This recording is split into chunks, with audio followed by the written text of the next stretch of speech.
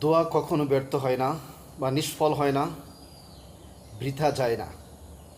লক্ষ্য করুন, পাথরে আঘাত করা মাত্র কিন্তু পাথর ভেঙে যায় না, কয়েকবার আঘাত করতে হয়।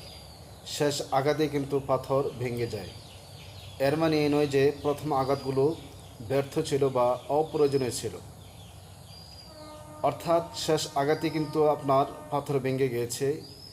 এটা মাথায় রাখতে হবে যে দোয়া আপনাকে বারবার করে যেতে হবে, করেই যেতে হবে। শেষ অবধি ইনশাল্লাহ আপনি এই দোয়ার উত্তর পাবেন।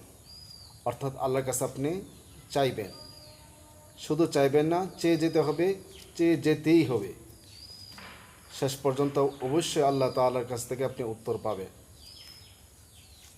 কেউ নামাজ আদায়কালে সে যেন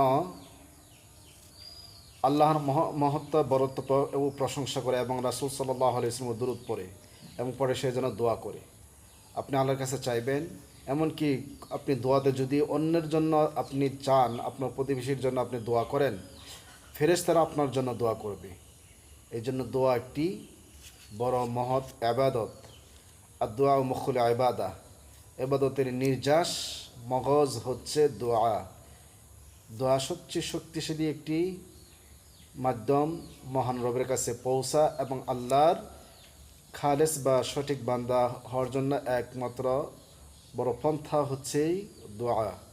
এই জন্য দোয়া এমন একটা গুরুত্বপূর্ণ এবাদত, এই এবাদত থেকে আমরা অনেকে গাফিল, দোয়া করতে চাই না। অনেকে নামাজ পড়ে শুধু চলে যায়, আবার অনেকে নামাজ পড়ে শুধু ফরজ নামাজের পর ইমাম সাহেব দোয়ার জন্য করবে এই জন্য মুখিয়ে থাকি, সালাম পেরানোর সাথে সাথে হাত উঠে একটা ফর্মালিটি, শুধু অল্প সময়ের জন্য কয়েক সেকেন্ড বা 1-2 মিনিটের জন্য তারা কী করে দোয়া ধরে। আবার দোয়ার যদি কোনো ইমাম সাহেব না করে, অনেক মুসল্লি আছে কেন হুজুর দোয়া করলো না, এই জন্য অনেকের মনের ভিতরে তারা খটকা লাগে।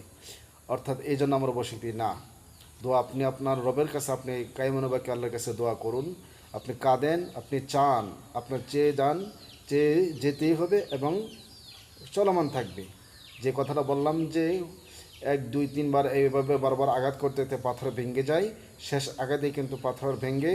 তদ্রূপ আপনি আল্লাহর কাছে যখন কায়মনোবাক্যে হৃদয় নিংড়ানো, আল্লাহর প্রতি অনুতপ্ত ভালোবাসা নিয়ে, অনুশোচনা নিয়ে যখন আপনার আল্লাহর কাছে আপনি চাইবেন, দোয়া করবেন, অবশ্যই অবশ্যই আপনার উত্তর আপনি আল্লাহর কাছ থেকে পাবেন এবং আল্লাহ আপনার ডাক শুনবেন। এই জন্য আসুন আমরা দোয়া করি আল্লাহর কাছে, নিজের অনুশোচনার জন্য এবং মানুষের জন্য, মুসলিম উম্মার জন্য, দেশ এবং কল্যাণের দেশের জন্য ইনশাআল্লাহ।